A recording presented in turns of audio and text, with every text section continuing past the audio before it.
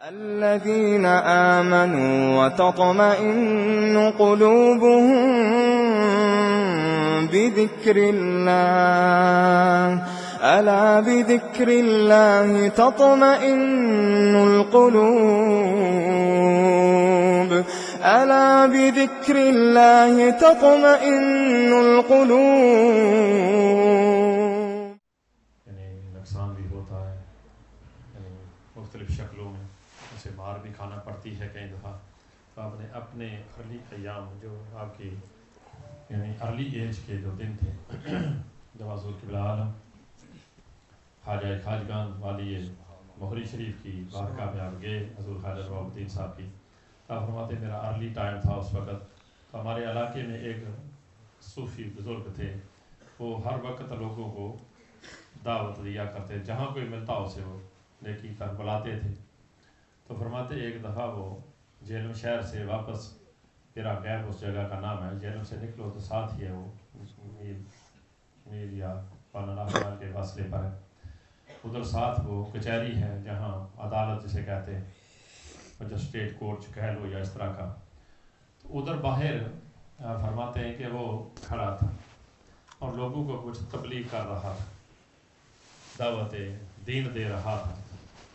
تو ادھر سے ایک یعنی پتہ نہیں اسے انگلش میں کیا کہتے ہیں، جسے ہم تحصیلدار کہتے ہیں، زمینوں کا جو جائیداد کا معاملہ ہوتا ہے نا، پٹواری جسے زمین کی پامائش کرتے ہیں، وہ حضرات آ گئے. وہ جو صوفی صاحب تھے وہ دعوت دے رہے تھے. تو وہ ان کے بھی قریب گیا. اس نے سوچا نہیں یہ دنیا کا بڑا تیز بندہ ہے، دنیا کی محبت میں کھویا، اسے دین سے کچھ لگاؤ نہیں. تو انہوں نے اسے بھی دعوت دے ڈالی. تو اس نے اسے اتنا زور سے تماچا منہ پہ مارا نا کہ صوفی صاحب کا وہ چہرہ دوسری طرف پھیر دیا. تو سارے جو لوگ قریب کھڑے تھے وہ دیکھنے لگے کہ اس بیچارے نے تو نیکی کی دعوت دی ہے، اللہ کی طرف بلایا ہے اسے، بجائے اس کے کہ اسے قبول کرنا اس نے اور زور سے اتنا تماچا مارا، اس کے منہ پر تھپڑ مارا. تو صوفی صاحب جو تھے نا وہ رونے لگے، ان کی ٹیئرز بہنے لگی. تو وہ کھڑا بڑی اکڑ سے دیکھ رہا تھا اور اسے گالیاں نکال رہا تھا. تو کون ہوتا ہے مجھے نماز کی دعوت دینے والا، میں پڑھوں نہ پڑھوں میری مرضی ہے، یعنی اس طرح کی باتیں فضول باتیں وہ کر رہا تھا. تو وہ بڑی دہاڑے مار کے رونے لگے. تو جو قریب آدمی کھڑے تھے نا انہوں نے صوفی صاحب سے کہا آپ بھی کچھ دیکھ کر دعوت دیا کرو، بغیر دیکھے ہی دعوت، جو آتا ہے اسے دعوت دیتے رہتے ہو، کچھ دیکھتے نہیں ہو یہ آدمی کس قسم کا، اور تو نے اسے بھی دعوت دے ڈالی ہے تو تجھے اتنی مار کھانی پڑی ہے. تو وہ کہنے لگے میرے بھائیوں میں اس وجہ سے نہیں رویا کہ اس نے مجھے تھپڑ مارا ہے، میں اس لیے نہیں رو رہا، اس کے تھپڑ لگنے کی وجہ سے میں رویا نہیں ہوں. انہوں نے کہا پھر کس وجہ سے روئے؟ فرماتے ہیں مجھے 20 سال ہو گئے ہیں دعوت کرتے ہوئے، مجھے 20 سال گزر گئے ہیں دعوت دیتے ہوئے، اپنی اصلاح کرتے ہوئے. میں اس دعوت میں اپنی اصلاح بھی کرتا ہوں کہ جو رانگ ہوتا ہے اسے اپنے آپ کو پنشمنٹ کرتا ہوں، جو ٹھیک ہوتی ہے اور دوسروں کو دعوت دیتا ہوں. تو جب اس نے مجھے تھپڑ لگایا ہے تو مجھے یہ رونا اس لیے نہیں آیا کہ اس نے مجھے مارا ہے، میں اپنے آپ کو کوس رہا ہوں، اپنے نفس کو. ظالم ابھی تک تیری زبان میں یہ تاثیر نہیں آئی، میں اپنے نفس کو کوس رہا ہوں کہ تیری زبان میں ابھی تک یہ تاثیر مٹھاس نہیں آئی کہ اس جیسا آدمی ابھی ڈگر کو راستے کو بدل دے اور یہ توبہ کر لے. میں اللہ کے حضور رو رہا ہوں، اللہ مجھے وہ دل دے، مجھے وہ زبان دے کہ جب میں دوسروں کو تیرے نام کی دعوت دوں اللہ تیرا نام ان کے دل میں اتر جائے، اللہ تیرا پیار، تیرا ذکر، تیرے محبوب کا پیار اس کے دل میں اتر جائے. میں اس لیے رو رہا ہوں کہ مجھ میں ابھی وہ مٹھاس پیدا نہیں ہوئی. حضرت صاحب کہتے تھے ہم اس ارلی ایج میں تھے، ہم ویسے ہی پاس کھڑے تماشا، جس طرح چھوٹے بچے تماشا دیکھتے ہیں کہ کیا ہو رہا ہے.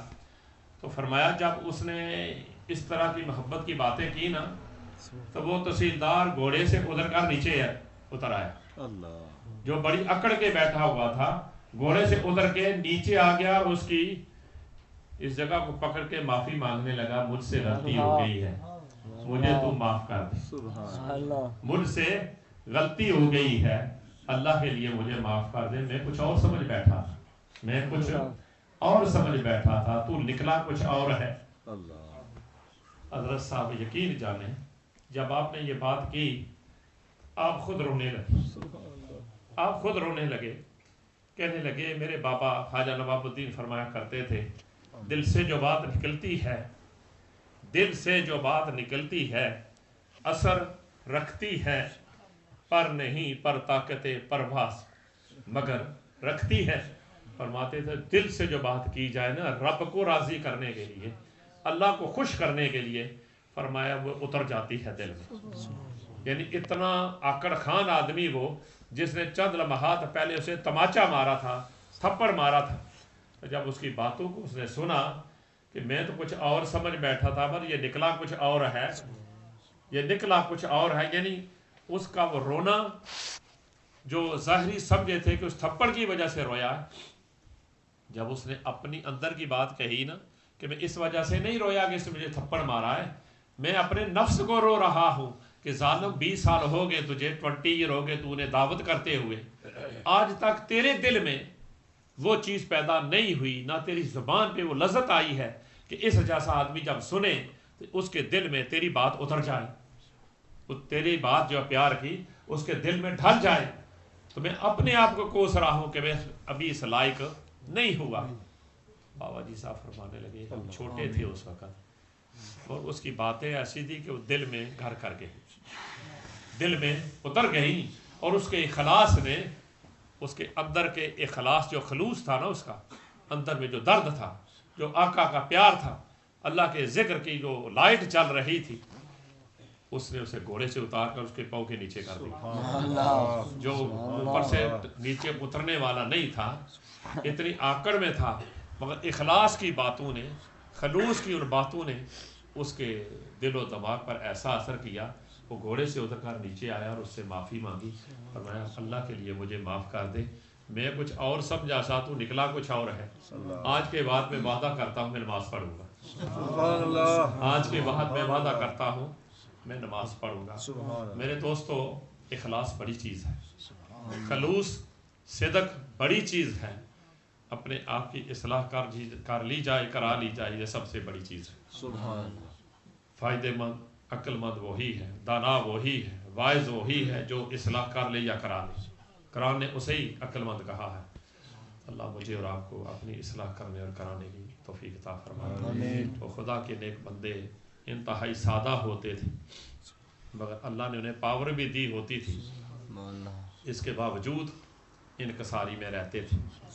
جو آخری بات میں کر کے ختم کرتا ہوں، آگے بھی کتنی بار کہی ہے کہ داؤد طائی رحمۃ اللہ علیہ کہ جو شیخ کریم تھے، آپ کے پاس ایک آدمی آیا، اس نے عرض کی میں بابا جی اللہ سے ملنا چاہتا ہوں، مجھے اللہ سے ملنے کی خواہش ہے۔ آپ نے اسے جب دیکھا اس کے حالات ایسے نہیں تھے کہ وہ اس بات کو سمجھ جاتا جو آپ سمجھا رہے تھے۔ آپ نے فرمایا بیٹے جو ابھی نماز اپنی درست کرو، اپنی نماز کو درست کرو، اپنے معاملات پہ غور فکر کیا کرو، اپنے معاملات یعنی اپنے آپ کو دیکھا کرو، اپنے اندر جھانکا کرو۔ تو اس نے کہا بابا جی میں آیا ہوں اس میں ذات لینے کے لیے، جو ابھی ذکر ہم نے کیا نا اللہ ہو کا، اسے اس میں ذات کہتے ہیں، یہ اللہ کا ذاتی نام ہے اللہ، ویسے اس کے صفاتی بے پناہ اور نام ہیں، صلی اللہ کریم کے بے پناہ اور نام ہیں اس کی صفات کے لحاظ سے، مگر ذات کا جو ریل اس کا نام ہے وہ اللہ ہے، یعنی مالک و ملک ہے، وہ ساری کائنات کا پیدا کرنے والا ہے۔ اس نام میں بڑی برکات ہے، جو اس نام کی مالا جھپے نا کثرت سے، پھر کثرت نہیں ہو جائے کہ ان بالوں میں آ جائے، ذکر چلنے لگے تو پھر اسے تقریر کرنے کی ضرورت نہیں رہتی۔ ہم نے دیکھا ہے بابا صاحب وہ تقریر نہیں کرتے تھے، علماء پوچھتے تھے آپ تقریر تو کرتے نہیں، پتہ نہیں سمجھ بھی نہیں آتی کیا وجہ ہے، جسے دیکھتے ہوئے اپنے جیسا بنا دیتے ہیں۔ یہ وہ ذکر کی لذت تھی جو آپ کے اندر ہر وقت جاری و ساری رہتی تھی۔ آپ فرماتے ہیں اس آدمی نے اب چھوڑا نہیں، آپ نے فرمایا جو سوریا کا شہر ہے دمشق، فرمایا اس کے باہر جو بڑا گیٹ ہے اس کے سامنے جا کے کھڑا ہو جا، شام کو واپس آنا، جو کچھ تو دیکھے رات کو مجھے آ کے بتانا، اس کے بعد ہم فیصلہ کریں گے تجھے اس میں ذات کا دینے کا۔ تو فرماتے وہ چلا گیا۔ سارا دن وہ دروازے کے بڑا باہر گیٹ تھا جو باہر سے دنیا اندر آتی تھی، جب شام ہوتی تھی تو باہر سے آنے والے لوگ باہر نکل جاتے، شام کو دروازہ بڑا وہ گیٹ بند کر دیتے تھے تاکہ باہر کے آنے والوں کا عمل دخل ختم ہو جائے، رات آسانی سے گزرے۔ جب شام ہونے لگی تو سیکیورٹی گارڈ جو تھا نا، دروازہ بند کرنے کے قریب تھا کہ باہر سے ایک بزرگ آئے، سفید ریش، ڈھنکی پہ گدھے پہ انہوں نے لکڑیاں لادی ہوئی تھی۔ تو جب جو ہی وہ اندر آئے انہوں نے السلام کہا تو اس گیٹ کیپر نے ان سے وہ گدھا بھی چھین لیا، لکڑیاں بھی چھین لی، اور الٹا ان بزرگوں کو 2 3 4 تھپڑ لگائے۔ تو وہ جو دیکھنے والا تھا بڑا سٹ پٹایا، سرپرائز ہوا، ریزن تو کچھ بھی نہیں، بابے نے تو سلام ہی کیا ہے، اور اس نے بجائے سلام دینے کے وہ گدھے سمیت لکڑیاں بھی جو تھیں وہ بھی چھین لی اور الٹا 2 4 تھپڑ مارے، اور وہ بزرگ بولے بھی کچھ نہیں، گردن جھکائے وہ آگے نکل گئے ہیں۔ بڑے روشن چہرے والے تھے، سفید ریش تھے، انتہائی روشن چہرہ تھا ان کا۔ تو اس نے جب یہ دیکھا نا تو اس سے وہ برداشت نہ ہوا، جو دیکھنے کے لیے گیا ہوا تھا اس کو اپنا آپ کنٹرول میں نہ رہا، یعنی جذبات میں اتنا اینگر ہوا کہ وہ چاہتا تھا کہ میں سیکیورٹی والے کو کچھ لگاؤں کہ بلا ریزن، بغیر ریزن کی اس بزرگ آدمی کو مارا اس نے، اور مار کے گالیاں بھی دیں اور تھپڑ بھی مارے اور لکڑیاں بھی چھین لی۔ تو قبلہ عالم فرمانے لگے کہ جب وہ آپ نے فرمایا تھا جو کچھ تو دیکھنا نا واپس آنا، ادھر کوئی ایسا کام نہیں کرنا میرے تیرے لیے پریشانی کا باعث بنے، کیونکہ جو بھیجنے والا تھا وہ صاحب دل تھا، اسے پتہ تھا واقعہ کیا میں اسے دکھانے لگا۔ تو جب وہ دیکھ کے واپس آئے نا تو پریشان تھا وہ چہرے کے لحاظ سے۔ تو آپ نے دیکھا، آپ نے پوچھا بیٹے سناؤ کیسا دن گزرا ہے؟ اس نے جناب بہت پیارا دن گزرا ہے۔ تو فرمایا کوئی دن کا کوئی ایسا نیوز نہیں؟ اس نے کہا جناب دن میں تو کوئی ایسا نیوز نہیں، پورے شام کو جو ہوا پورے دل پہ چڑھ گیا ہے وہ۔ شام کو جو بات ہوئی ہے جب گیٹ بند ہونے لگا تھا تو سیکیورٹی گارڈ جو گیٹ کیپر تھا اسی نے ایسا معاملہ کیا ہے کہ میں حیران رہ گیا۔ فرمایا کیا ہوا ہے؟ کہنے لگا جناب گیٹ ہونے میں کچھ چند منٹ باقی تھے، تو وہ آخری وہ بزرگ باہر سے آئے گدھے پہ، ڈھونکی پہ، انہوں نے لکڑیاں لادی ہوئی تھی۔ تو جو ہی وہ اندر آئے انہوں نے السلام پیش کیا، اور جو سیکیورٹی گارڈ تھا اس نے ان بزرگوں کو 2 4 تھپڑ بھی مارے ہیں، گالیاں نکالی، اور گدھے سمیت وہ لکڑیاں بھی چھین لی اور دھکا لگایا، انہیں آگے دھکیل دیا۔ تو آپ نے فرمایا تو اس وقت ادھر کھڑا تھا؟ اس نے کہا جناب میں قریب ہی کھڑا تھا۔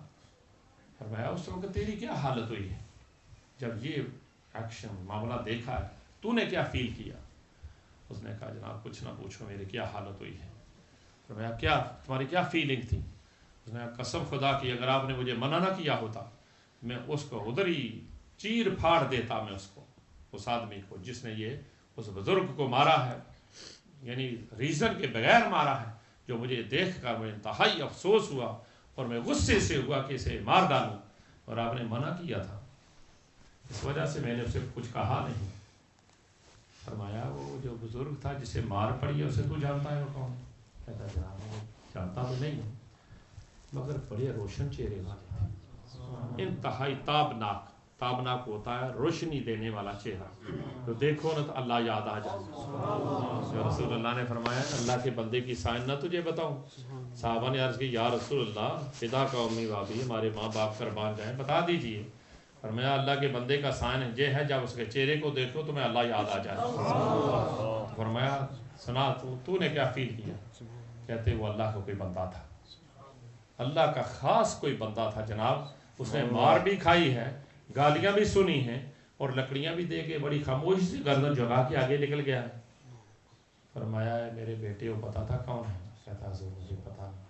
فرمایا میرے شیخ تھے، میرے مرشد تھے۔ اس وقت تو کانپنے لگا۔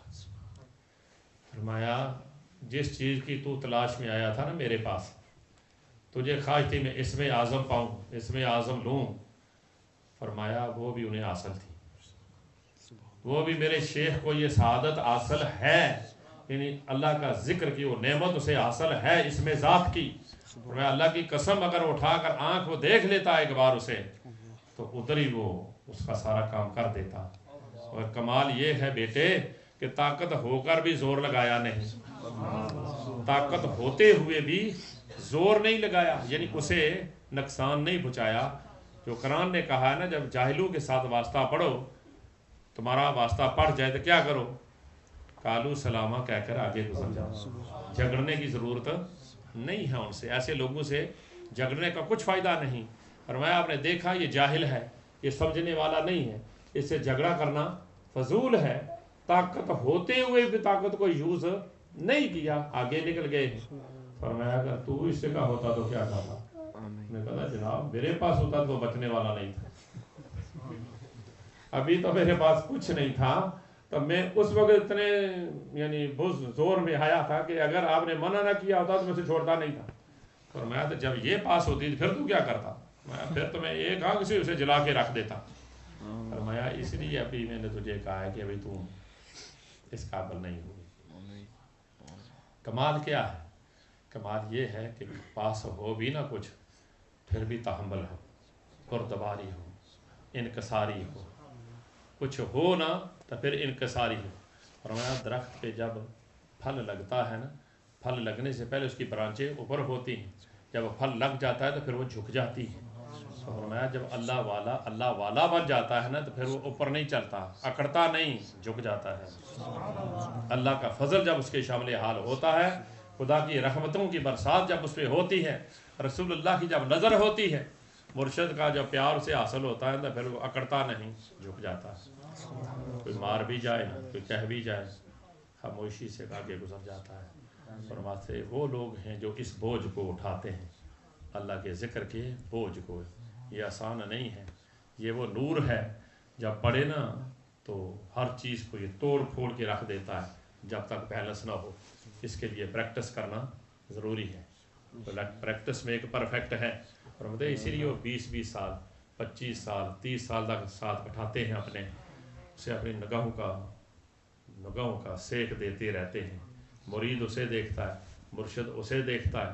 وہ لینے کے لیے بیٹھا ہے، یہ دینے کے لیے بیٹھا ہے. دونوں اس محبت میں ایک عرصہ دراز ایک دوسرے کو دیکھتے رہتے ہیں. جو شعائیں اس کی آنکھوں کی شعائیں ہیں اس پہ پڑتی رہتی ہیں، وہ پکتا رہتا ہے، تیار ہوتا رہتا ہے. اور جب یہ دیکھتا ہے کہ اب کام ہو گیا ہے، پھر کہتا ہے بیٹے جاؤ اب میرا کام اب کرو. اللہ کی مخلوق کو اللہ کی طرف بلاؤ. پھر کہتا ہے کسی کا ہاتھ جا کے پکڑو، اب نقصان نہیں ہوگا. اسے پتہ چل جاتا ہے یا اب یہ کام ہو گیا ہے، نرم ہو گیا ہے. تو اللہ تعالیٰ مجھے اور آپ کو اس پہ زندگی گزارنے کی توفیق.